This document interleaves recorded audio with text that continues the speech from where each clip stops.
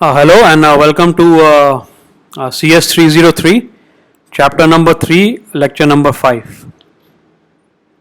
So, this is CS 303, operating systems, chapter number 3 and lecture number 5. Okay, now I am on slide 2, and looking at slide 2, you can get an idea of what we are going to be discussing in this lecture. So we are going to be discussing IPC or inter-process communication, right? So as we have looked at before, this chapter and the next couple of chapters look at process management.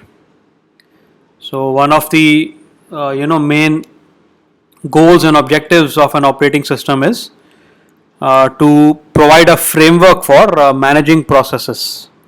So in that respect, we started off this chapter by defining what a process is, what is an address space, what are the components of a process, the data section, the text section and so on, the heap section, stack section and so on. And then we saw how we can have the concept of parent and child processes, process trees. Then we looked at system calls for that are provided by the OS for performing different operations on processes. So once again, those are APIs, those are function wrappers. So as a programmer, we just need to call the appropriate function. Within the kernel mode, how the kernel is executing things, as a programmer, we don't have to be worried about it. Of course, if you're working as an OS designer at the bottom layer, then you do have to worry about it. But if you are just building apps, if you're just a programmer, then you just need to know the API, the function, how to call it, what are the parameters, and what is the output of that function going to be. So we looked at that, and then we spent one lecture talking about scheduling and various kinds of schedulers within the OS, long term, short term, even medium term. So today we'll talk about inter-process communication. So we have two models for processes, right? One is that a process is independent, and the other is if a process is communicating. Okay. So we know that processes executing concurrently in the OS may either be independent or cooperating. Okay. So a process is independent if it does not share data with any other process executing in the system. Okay. So it has nothing to do with any other process. It is not sharing any data. There are no messages passed, no information exchange between that process and any other process. Okay. A process is cooperating if it can affect or be affected by other processes executing in the system. Okay. So, any process that shares data with other processes is cooperating one. So we'll go with a simple definition that any process that shares data with any other process is cooperating, and if it does not share data with any process, it is independent. Okay. So what are examples of cooperating processes? One example, a client and a server process, right? A web server and a web browser client, right? So if you're doing some online shopping, what do you have? You have a client process, Amazon app installed on your phone or tablet. Then you add some items to your cart, right? And then you proceed to buy. What's happening at the web server end, at the Amazon server end? All of your actions are registered, messages are being sent, communication is happening across the network using the internet between your browser and your client. So you give a request to search for a particular product, let's say a mobile phone. So you say Apple iPhone X 64 GB for example, right? So then once you click search, then that data is communicated to Amazon's web server, and then they do a database search and you get back all the responses. So you can see you have communication going on between your client and the server process. Another example could be a shared Word document on Google Drive, right? So you you have a document and then you share it with a bunch of your collaborators, your friends, and then you all add to it, right? So again, that single document is being shared among many users, right? They will have their own web browser processes. So multiple web browser processes are accessing that, right? So sharing of data, right? Yet another example of cooperating process, copy and paste, right? So you take your original file, select some text, you copy that file or that text, and then you paste it on the second file. So once again, you have data sharing. You are essentially taking some text, some data from file 1 and you are adding it to file 2. So again, data sharing is happening. Okay. So whenever data sharing happens, we say a process is cooperating, otherwise it is independent. Okay. So the next logical question is, why do we bother with this process cooperation or data sharing? So our first answer is, it's sort of there in the question itself. Many times you do wish to share information, right? So several users may be interested in the same information, shared file. So let's say you're working on an OS project, 5 people are there, and then you are working on some code, and then everybody has been given some module to work on. So whenever a person A does something to their module, they would like other 4 people to see that, right? So that they can get an idea that person A has done this, and because of their change in the code, this is how it will affect the 4 of us. So therefore, it is natural. It is a natural requirement to share that share that code among many people. So sometimes it is a natural requirement. You need to share information. So the processes have to be cooperating. Second reason is computation speed up, right? So here what we do is, we break up a process into various parts or sub processes, you can call them, for parallel execution on multiple processors. Okay, so let's say you have a lot of hardware, let's say 32 CPUs, and you want to run some job, let's say matrix multiplication or some search, database search. So what you can do is divide that database into 32 parts, for example, and for each part of that database do the search in parallel. So you have 32 CPUs, divide the database table into 32 parts, and then each part is searched on a separate CPU, and the important thing is all those searches happen in parallel at the same time. So the idea is that overall search time will reduce. Okay. So what you get is computation speed up.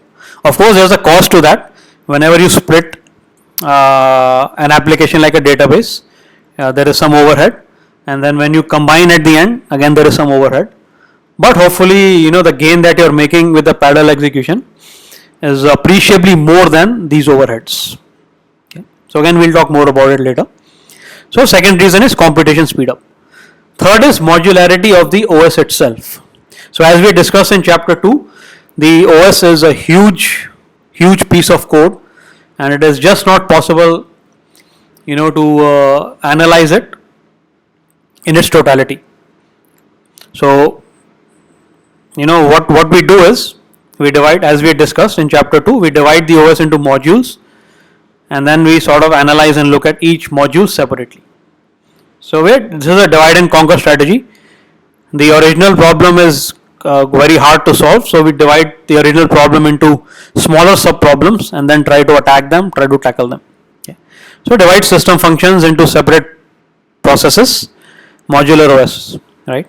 And of course, we have it goes without saying that each modules need to communicate with each other. So you need communication, you need sharing or passing of information. So again, these are some of the reasons that we do need communication among processes, we do need data sharing among processes, we do need IPC. Okay. So I hope it's clear. What is IPC? What are independent processes? What are cooperating processes? and what are some of the major reasons why we need to have this inter-process communication.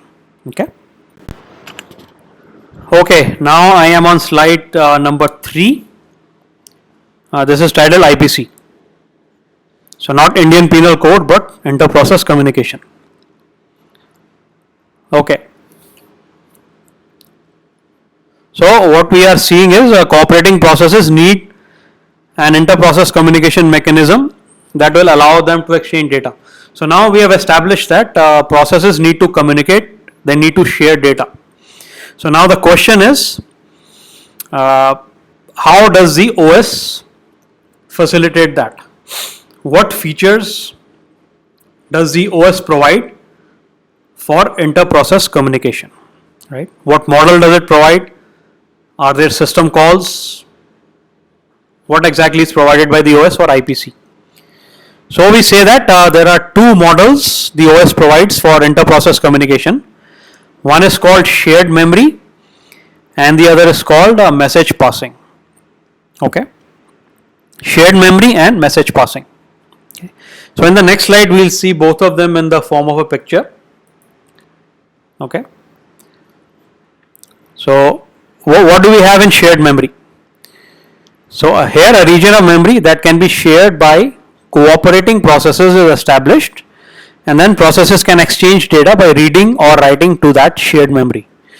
So if you recall, by default a process's address space is protected. What is the address space?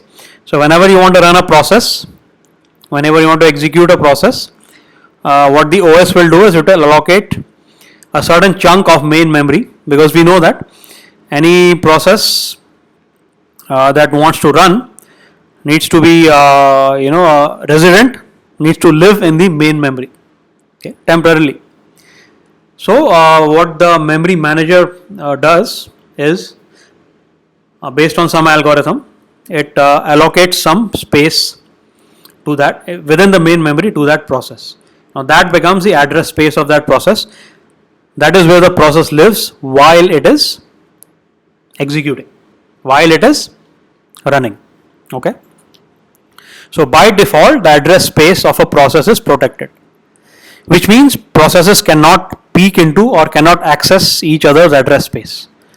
So once again there is an algorithm that ensures that a process cannot look into or try to modify instructions or data in another process's address space. So we'll be discussing all those in due course in the memory management chapter.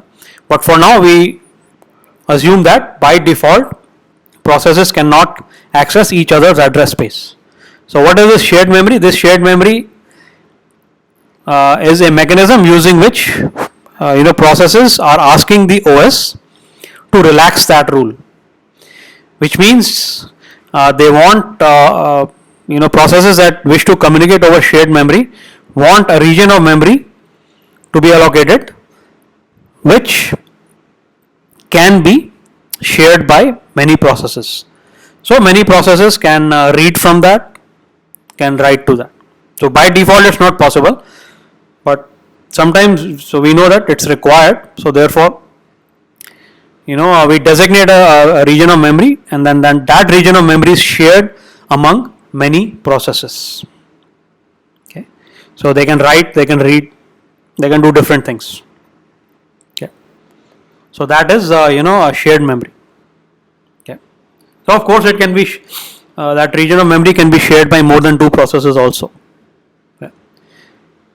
And next, the other mechanism we have is message passing, in which we have multiple processes that wish to communicate, and then communication takes place using message exchanges, and then for that we have two system calls, send and receive. So that is message passing. Okay. So now I am on slide 4. This just shows a picture of the two communication models. In A we have message passing, and in B we have shared memory. Right. So as you can see, in the shared memory one, so this is showing a snapshot of the main memory, and so the kernel is running in some part, rest of it is free for user processes. So two processes running, and then both of them designate this white chunk as shared memory, and then both of them can access it, do reads and writes, whatever they want. Okay. Now, in message passing, we see that communication takes place by exchanging messages. So you will have a process A, which will send a message, right? Perhaps through the network to the receiving process, and then that way communication will happen. So there will be send and receive system calls. Okay, so here it shows that there is a message queue, and then one process is sending messages to the other. Okay, so these are our two models for process communication. Okay, so both are important, and generally both have their pros and cons, and most of the operating systems, they implement both message passing and shared memory, because both of them, as I said, have advantages and disadvantages. We'll look at it in the next slide. But and because of that, both are implemented by the operating system. Okay. Okay, now I am on slide 5. So in the previous slide, we saw two different models of process communication. One is message passing, one is shared memory. Okay. So to recap, what happens in shared memory is, a portion of the memory is reserved as shared, and the processes agree on it, and then what that means is all processes that want to access the shared memory, they attach them to the address space, and then what happens is multiple processes can access that piece of memory, do reads and writes on it. Note that by default it is not possible. It is not possible for one process to access and do reads and writes on another process's address space. So using shared memory, we relax that. And then message passing, what happens is you have a client and you have a server process, and they communicate using message passing, exchanging messages. So mostly like in this e-commerce or anywhere where you have client and service applications, generally you will see that message passing is being used, like in Amazon or Flipkart, or perhaps even in Google search, right? You're searching from the client and then goes to Google's web server, they search the whole web and give you back the results. So wherever you have a client and server, you're most likely to have message passing going on. Okay. So brief comparison between the two. In message passing, the performance of message passing depends on the network bandwidth. So here we should say that both processes that are passing messages to each other, they may be on separate machines, on separate computers, or they may even be on the same computer. So the communicating processes may be on separate computers or on the same computer. Okay. So performance of message passing depends on network bandwidth. Lower bandwidth means messages take longer, right? So that's how much bandwidth you have, how much traffic you have, depends on that. Source and destination may be far apart geographically. So wherever you have the client and server model, likely to have message passing. Each message may require kernel intervention, system call, right? So we know system calls have their own overhead because they have these what we call kernel crossings. So you call the system call from user space, and then the kernel transfers to kernel space, executes a system call on your behalf, and then passes back the results again in user space. So you have kernel crossings going from user to kernel, and then kernel to user. Each of them have an overhead. So too many system calls might sort of have an impact on the response times. Shared memory, whereas system calls needed only to establish the shared memory regions. So processes have to agree and they need to run some system calls. We'll look at an example, programming one. And by calling those system calls, they can establish a part of memory as, a region of memory as shared. So once that has been done, once that establishment has been done of that shared memory region, subsequent accesses to that shared memory, they happen in user space. They are regular functions. Okay. Okay. So note that not all functions result in system calls. Okay. Not all functions result in system calls. Some of them do. Whenever you need an OS service, that's how you tell that this function will result in a system call. So establishing a shared memory region is definitely an OS service. So need a system call. Now once it's established, what happens is the reads and writes performed on that shared memory by processes, they are implemented in a user space, which means they are efficient. So initially there's some overhead, but once the shared memory region is established, not much overhead. Okay. Okay, now I am on slide 6. So on the previous slide, we looked at message passing versus shared memory. Right. So in shared memory, once again to recap, a portion of the main memory is reserved as shared, marked as shared, and then processes can, or multiple processes can access it, do reads and writes on it. Whereas in message passing, you have two processes that communicate by exchanging messages. Okay, there is no memory involved, no shared memory involved. So now we look at two different IPC models or frameworks. One of them is called pipes, and the other is we'll do an example of shared memory. Okay, so first let's talk about pipes. So an IPC model, what exactly is a pipe? So a pipe is a data channel, okay, that can be used for IPC, and this channel is maintained by the kernel. So what happens is output from one process becomes the input of another process. So you can see the analogy like you have a regular pipe, right, and then you connect it to a tap, right, and then you turn on the tap, and then the water is input from one end of the pipe, and then it flows through the pipe, right, and then the water is output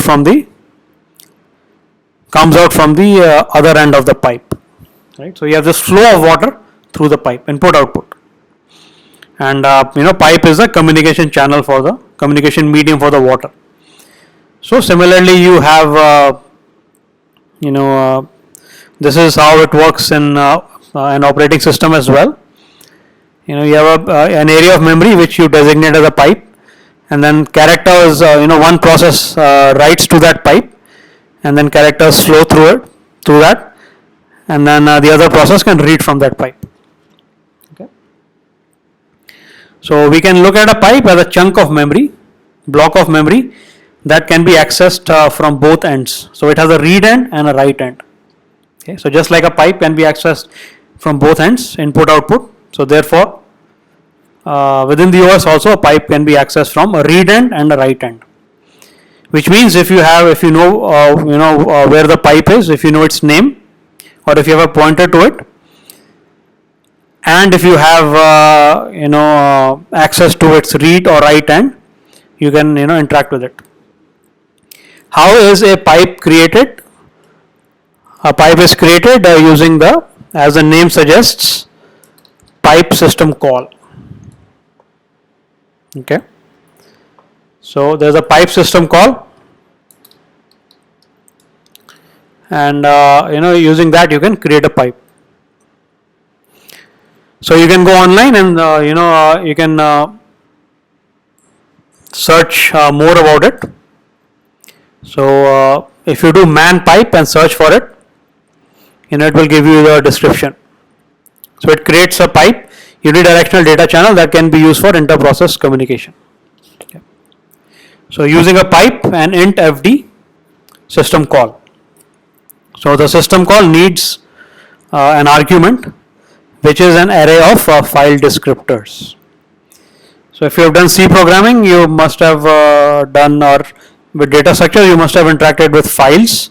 So you may already know what a file descriptor is. In case you don't, file descriptor is a small positive integer which is returned by the OS, and it can be used instead of the name of the file to interact with the file, to read from it or write to it.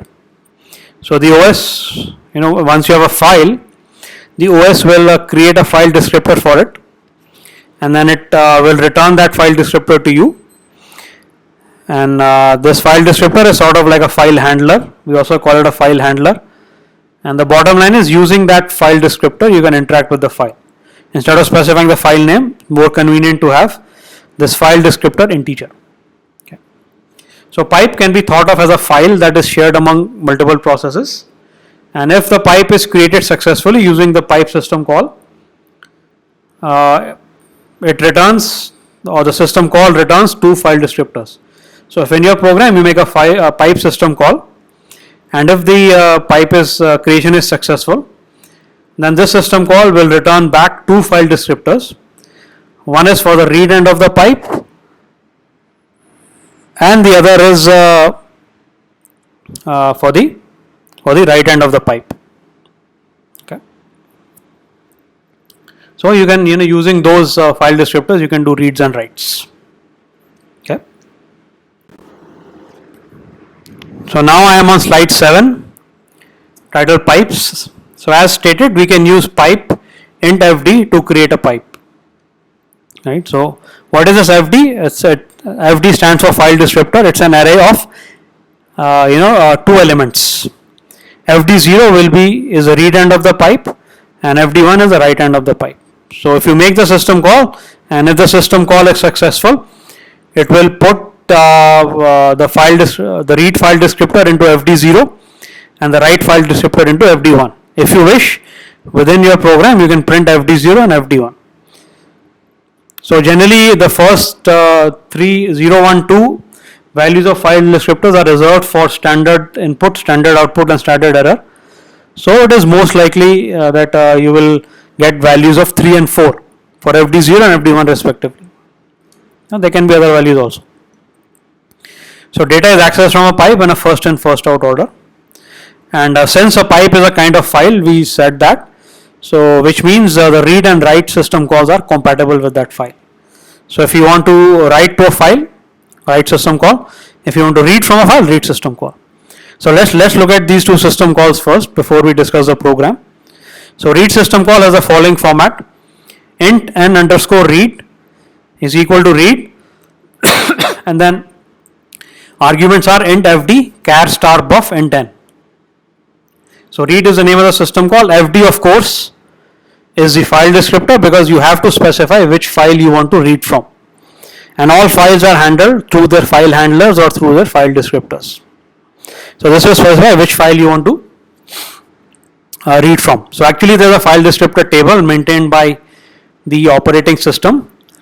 So where for each file descriptor it has it has the associated file. So FD is the file descriptor. What is buff? Buff is a buffer pointed to a character array where the data is to go. So you're reading from a file, so therefore we assume that the file already contains data.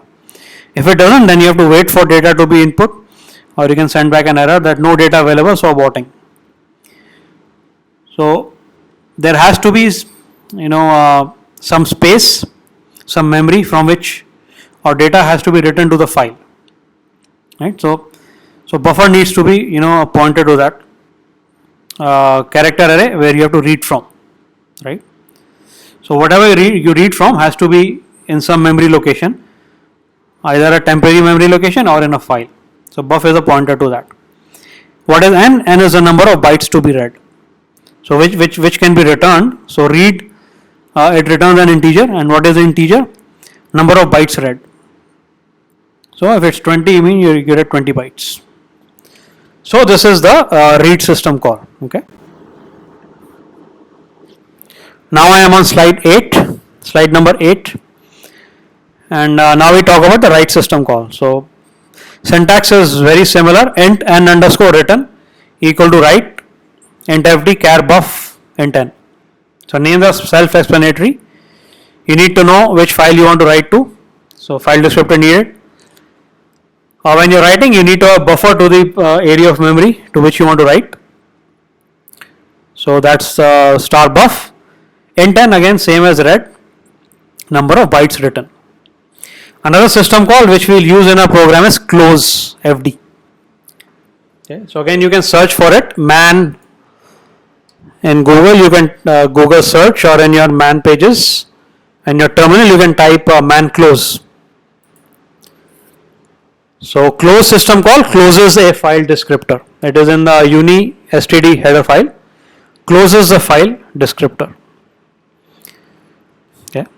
So it accepts one argument, of course the file descriptor that you want to close, and the effect of the system call is that the file descriptor no longer refers to that file. So in other words, this close system call will break the connection between the file descriptor and the associated file. So this is just because the file descriptors are not in abundance, they are limited, and therefore once you are done with a file descriptor, you should return it back to the OS so that the OS can allocate it to some other process. So once in this program, once we are done with the file, we will call close, and which means we will release that file descriptor so that it can be allocated to some other process. Okay. So now we are in a position to look at the programming example from the textbook. Okay. Okay, now I am on slide 9. So slide number 9. And next two slides contain a simple program discussing pipes. So we will also put this program on Google Classroom and Moodle. So you can download it and you can run it on your Linux machine. Okay. So goal of this program is to demonstrate how pipes work. What we are going to do in this program is we are going to create a pipe, and then we are going to have two processes. One process will write to the pipe, and then the other process will read from the pipe. So the way that we will do this is we will be using the fork system call to create a child process. So parent process uses a fork to create a child process, and then the parent process will write to a file to the pipe, and the child process will read from it. What will be written? What will be read? Simple message called greetings. Okay, just a string of characters. Okay, so that is the idea. So we first allocate allocate the pipe, declare it, and then parent writes to it, child reads from it. Okay, so let us now go ahead and look at this program. Right. Okay. So example program demonstrating Unix pipes. All different header files, stdio, unistd, sys types, string. So needed for a pipe system call, needed for read, write, needed for fork, and so on. All the header files. Define buffer size 25. So this is our temporary buffer where we will temporarily store our message which has to be written to the pipe. So buffer size is 25. Okay. Now we define the read and write ends. So what we are doing is using these symbolic. So these are all symbolic constants. So symbolic constant buffer size values, so it's 25, and read end is 0, write end is 1. So instead of using 0, 1 and 25, we are using buffer size, read end and write end. Okay. So eventually what is going to happen is pipe system call will return two file descriptors. The read file descriptor will be in fd0, write file descriptor will be in fd1. So instead of writing fd0, we will write fd read end, and instead of writing fd1, we will write fd write end. So we use symbolic constants just to enhance the readability of the program. Okay. some text conveys conveys something better than bunch of numbers. So let's look at the program where we have int main, our main driver program, right? And we say char write message buffer size is greetings. So what is the effect of this? It will declare an array of characters of what size? Size 25 characters, and it will populate it with the string greetings. So greetings and then followed by a null character. And then we have another character array, read message buffer size. So these are required for the read and write system calls. Okay. So PID underscore T, PID. So because we are calling fork, so we need PID as well. And PID underscore T is a type def data type. Mostly it's mostly an int. And then int fd2, this is our array of file descriptors of size 2. This is an array capable of holding 2 integers. And fd0 will have the file descriptor for the read end of the pipe. fd1 will have the file descriptor for the write end of the pipe. So now we create the pipe. If pipe fd is equal to -1. Okay. So we see this, right? So if the return type for pipe is -1, if it's negative, then we say pipe failed. So perhaps a pipe could not be created because there is not enough memory, right? So we return 1 back to main, and then that's the end of the program. If pipe fd is not equal to 1, it means the system call was successful, and what that further means is that fd0 now will contain the read file descriptor, and fd1 will contain the write file descriptor. So there will be values. When I ran them on my program, fd0 was 3, fd1 was 6. Okay.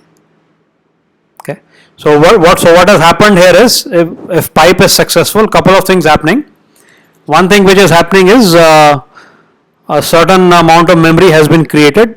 The pipe has been created by the system, and the system has also created 2 file descriptors, one for the read end, one for the write end, and it has planted both of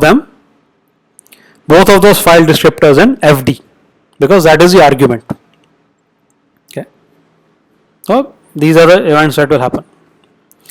And now we fork a child process. PID is equal to fork. So our pipe is created, and now we fork. Okay, so now I am on slide number 10, and just before this we had called a fork, and now we know that if PID is less than 0, fork failed, right? So this is just a code from the last from those fork examples that we are taking from return 1. Now we also know that if the fork is successful, it will return, it will create a child, and it will return different values to the parent and child. So fork will return a value of 0 to the child, and it will return a value greater than 0 to the parent, and specifically that will be the PID of the child.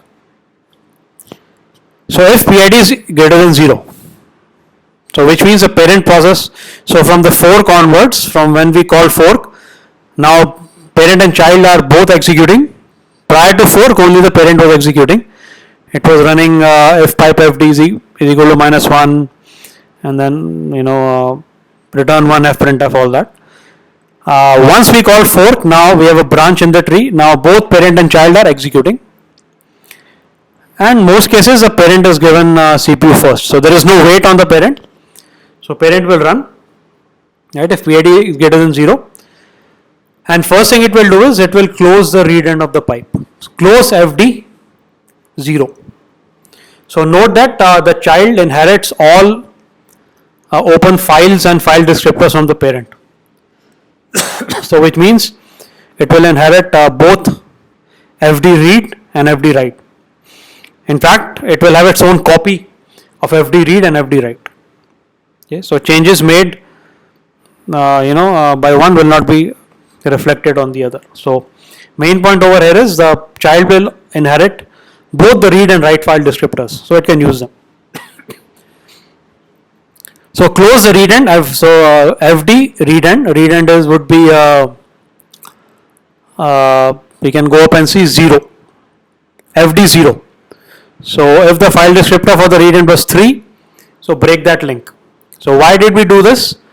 Because since we haven't written, therefore we don't want a child to read, because nothing has been written simply.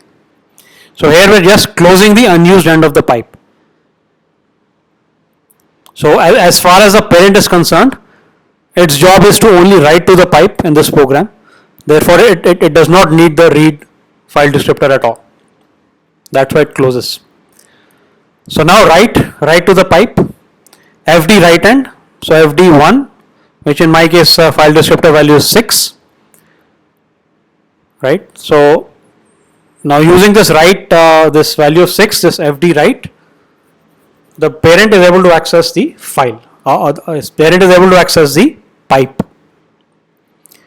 Write message, so pointer to greetings, right, is whatever is expected, pointer to write message array. And then how much should it write? Well, it depends on the length of the string write message. So it is just greetings, so 1, 2, 3, 4, 5, 6, 7, 8, 9 probably, right? 1, 2, 3, 4, 5, 6, 7, 8, 9, right? Plus 1 for the terminating null character. So write 10 characters, greetings and 1 null.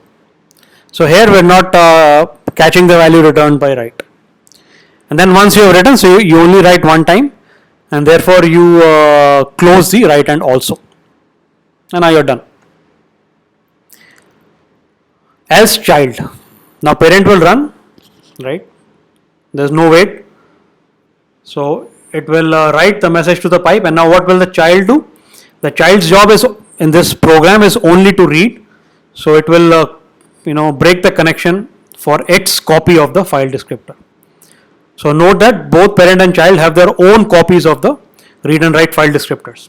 So close FD write end, break the connection between the child's copy of the write file descriptor, right, and the and the file and the pipe rather. Okay. So close FD write end. Okay. Break the connection between the copy of the write file descriptor of the child and the pipe. So there's a connection between the pipe, which is a file, and the write file descriptor for the child. Just break that. Now it has to read. Parent has written, so read FD read end, right? So FD read end. So the same pipe to which the parent wrote to, it can read using FD read end, using the file descriptor 3, right? And then read message. So essentially whatever the parent is reading from the pipe, it is putting that into read message. Yeah. And then buffer size, read maximum 25. And then printf child read contents of read message. So what is happening is, we have an array of characters write message. The child reads from that write message all the characters, greetings to be precise, and then transfers it to the pipe, from write message to pipe. And what does the child do? Reads from the pipe, puts it into read message, and then finally it prints read message, which will give you greetings. And then it only reads once, so therefore now it closes the read end of the pipe. Okay, so I hope this program is clear. If you run it, what you will get simply is child read greetings. You can change the message and see something else. Whatever message you write, it will print that. So I hope it's clear, this program. So what's happening is we are creating a pipe, and we are creating a parent and child. The parent is writing to the pipe, and the child is reading from the pipe. Okay. So I hope this program is clear. Okay. So download this, run it, go through it. Hopefully it should all be clear. Okay.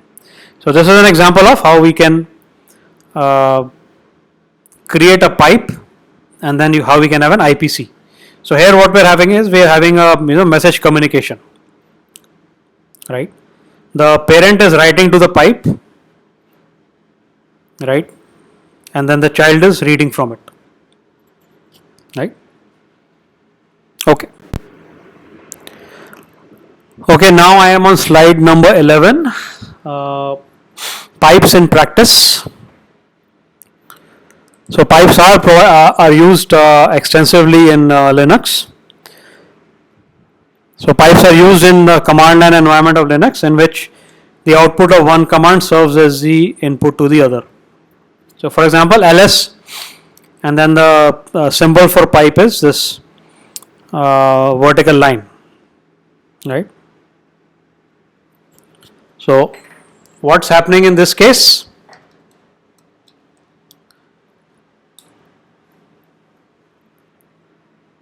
What exactly does ls program do? ls program lists the contents of the current directory. So all directories and files that you have in the current directory that you are in, ls gives you a list of all that, right? Now it may so happen that your current directory is very large, so you may want to do some output formatting. So what does the program more do? More, it manages the output by displaying only one screen of output at a time. User can press the space key to move to the next screen. So what happens is, if you don't type more, if you just do ls, then you'll get, if you have a lot of files, you'll get a long output, and then you will have to scroll back and forth using your mouse to see the previous output and the next output. So if you want to make it in a bit more formatted way, you can use more, and what this will do is display one screen of output at a time.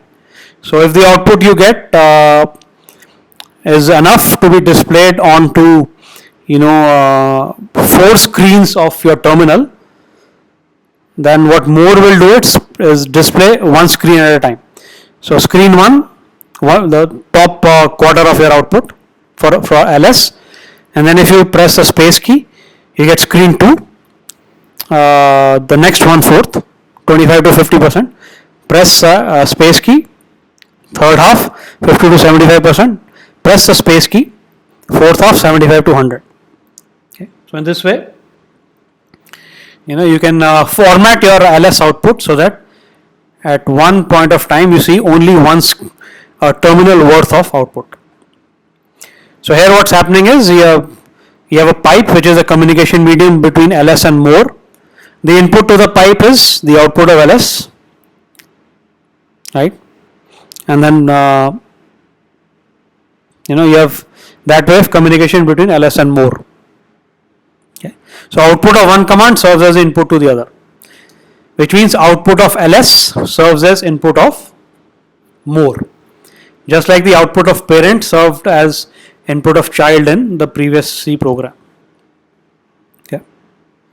Another example, who pipe sort, program who lists all current users, and program sort sorts them in alphabetical order.